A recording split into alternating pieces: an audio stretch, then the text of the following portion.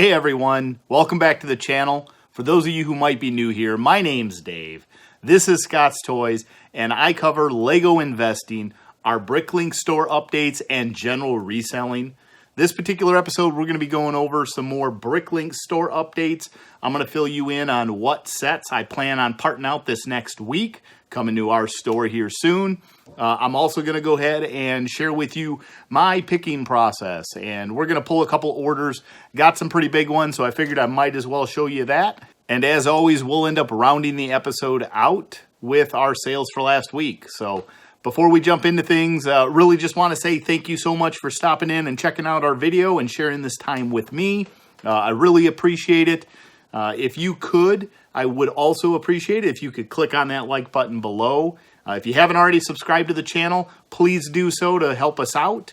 And if you can think of any questions that you may want answered, please leave them in the comment section below. I'm trying to go through them all and kind of film little bits so that I can answer them and share that information with you guys.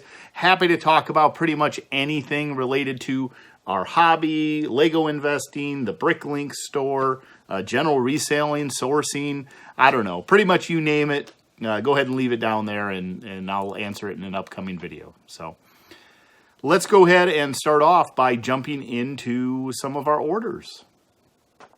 All right, so first order this week comes from our good buddy Lego Homes. He has purchased 451 pieces out of the store, a total of 25 different lots, $40.04 total before shipping and everything. So pretty large order for just pieces. There's no minifigures as a part of this order. There's one unique thing that I thought was super funny in this. There is Lego. So for those of you who don't know, Lego Homes, great on Instagram. I've mentioned him in a few different videos. He has a habit of when he purchases pieces from the store, he buys the entire lot of whatever that piece is. This is the first time that I can think of where he actually didn't get all the pieces in one of the lots. However, he left a note saying that he would be back for the rest later. So I thought that was funny. Lego Homes, I appreciate it, man. Thank you for your support. Now let's go ahead and I'm going to use this method again where I pull some pieces in here and pull the drawers over. Let's put this order together. All right, folks, so here we have it. We've got all the drawers out. We've got everything bagged up. We had, like I said, 25 different lots. We just finished off that count. That one took a little bit to pull. I had a lot of small pieces and some very high quantity pieces, like this trans clear piece here, 170 of them. And even though I trust my system, I make a point to count every one. Now that we got that done, I got to clean up this mess and jump over to the next order. Okay, so the next order comes to us from David in Illinois, and David spent $9.70 plus shipping and handling and taxes. David did get a couple of the Lego City minifigures that I recently added to the store. And then we got some trans pieces and some utensils, some wands and spears. So I've got my tray. Let's go pull this order. Okay, so this one got a little bit more complicated, and I felt like I would share this. Because of the process that I use to put my pieces in the store, where I combine all my like items or pieces that already have a home and a drawer number associated with them. So the pieces that don't already have a home, I stack up and leave inside of my sorting trays until I'm ready to kind of batch process them.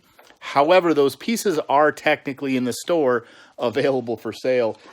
And that's what we had too. Not only is it a piece, but it's actually two minifigures. So I've got to go back through my sorting trays now that haven't been put in the store and find a Clara the Criminal and Crook Hacksaw Hank. So this should be fun. I'll be back when that's done. Okay, and here we have it. Got them all in 4 bags here. The one was just a couple little accessories and pieces. All checked off the list. So thank you again, David from Illinois.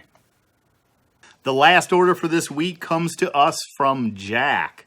So Jack is from New York and placed an order for 17 pieces across a total of 10 different lots.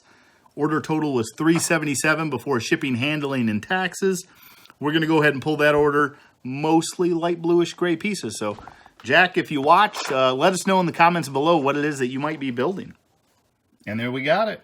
2 small simple bags with some light bluish gray pieces and 1 sand gray, or sand green, sorry. I did have the same thing happen here again, where I had 2 parts that did not have a home in the store. You can see here I don't have a number on those. I do have a number on those, so I had to dig through the pieces to find them. Thank you so much, Jack. Appreciate your order.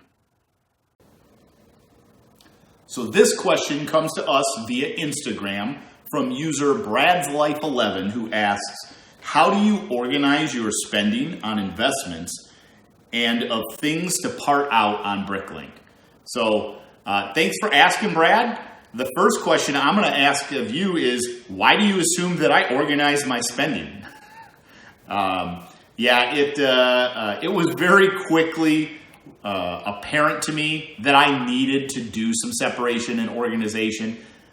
This is really kind of a new part that I'm getting into. I didn't have any organization with my spending. I saw a good deal, I executed on it, I bought it. As it related to the part out, it was just as I had time, as I saw potential profit margins on certain sets, or if I wanted to expand the number of pieces or lots in the store. That's kind of how I made the decisions on what to part out versus what to keep. But specifically getting back to the spending conversation, what I had to do to help organize myself is to draw a line in the sand where I keep my personal funds and my business funds separate. So I had to seed the business, I had to seed the investments with my personal funds at one point. But now I transitioned to say, look, I've got these business accounts. They had the seeded money in them. And now what I do is I moderate my spending based on the sales that I generate out of those businesses. So the more money that I have coming in to my business account, the more money or the more comfortable I am going out looking for deals and spending money or reinvesting back into that business. So I know sometimes it can get a little bit messy when you blur the lines of business and personal funds. And so it's probably a really good idea to keep those things separate. So thank you so much for your question, Brad. I appreciate it. So I'm definitely running a little bit behind on getting pieces in the store. You can see here, these are the sets that were supposed to go in last week. I still haven't actually entered these ones, but my plan is for this week, we're going to be parting out, I think, about 4 of the Anakin's Jedi Interceptor, set number 75281, which should add about 1,000 pieces there. And we're going to part out about 4 of the Duel on Mustafar, set number 75269. So stay tuned. These sets should be coming to the store this next week. We actually had 5 orders total this week. Apparently the other 2 I packed up earlier. I tend to pack orders same day or next day in most cases. So I did end up having a total of 5. Total sales for the week, just to kind of recap on everything, $83.95. We had a total cost of goods, $35.56. Our BrickLink fees are super low. I love the platform, $2.13. Total shipping charges, $14.81 for a net profit after everything's said and done, $35.41, which isn't necessarily a ton of money. But if I take that and I combine it together with the Lego investment income and I combine it with the general resale income on a weekly basis, I think this process is all kind of adding up to be a nice little boost in side business. So I'm pretty excited about it all. Hopefully these pieces going into the store, getting a little bit more selection, variety, piece count options will help drive sales up a little bit as well.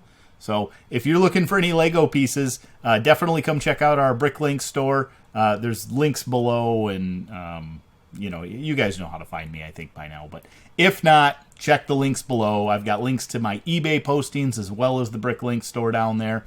That's pretty much it for the week. So thank you, everybody, so much for watching. I hope you enjoyed the video. Again, like, subscribe, leave us a comment, all that amazing stuff. And we'll see everyone in the next video. Bye.